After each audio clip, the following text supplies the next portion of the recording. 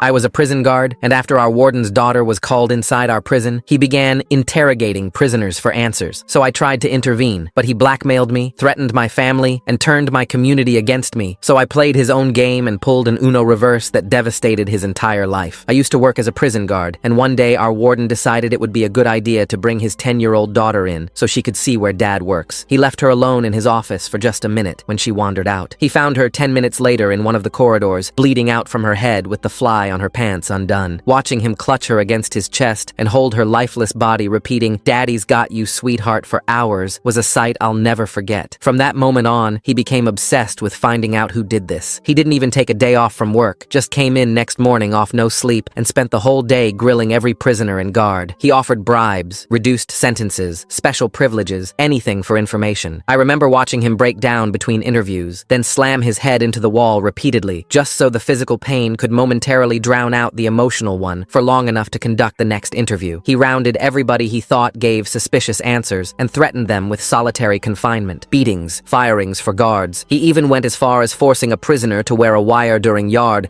to hopefully catch an admission, threatening that prisoner with an extra 2 years to his sentence if he didn't wear it. Unfortunately, his interviews didn't get him an answer, so he started becoming more harsh. 2.5 weeks after the death, he came into work hammered and grabbed me by the shoulders, telling me today was the beginning of the end. He then rounded up all the prisoners and announced to them that until the truth about who did it comes out, they would only be getting fed every second day. The backlash was brutal, and the warden took that as a sign that the people protesting were guilty. He got a hold of everyone who stepped out of line and ordered us, the guards, to hit them. Some guards, including myself, felt bad and didn't want to, but he threatened our jobs, saying if we're hesitating, then that means one of us must have culled his daughter. He'd pace around the prison either high or hammered every day, banging on random cells to tearfully beg for someone to tell him who took his daughter. When that didn't work, he began threatening the prisoners' children. He'd call up the prisoners he found most suspicious into his office and vividly describe to them the connections he had outside and what he could do to their families if they didn't confess. Unsurprisingly, this led to the prisoners hating him, with one particular inmate even lunging at the warden in the office. Said inmate ended up getting stabbed in the arm and had 5 years added to his sentence. But that wasn't even the worst part. You see, the warden took this inmate's rebellion as a clear admission that he was the guilty one, and because of that, the inmate, Jeremiah, was brought back to the warden's office a few days later. Nobody saw Jeremiah again for the following days after, so we all assumed he was just thrown in solitary or something. But then one day, while going to get coffee, I heard screaming coming from the underground tunnels below. I went down to investigate, and the more I followed the sound, the more disturbing it got, like nothing I'd ever even envisioned before. I remember going to the door where the sound was coming from, and through the crack, I could see it. The warden had Jeremiah tied to a chair. He was doing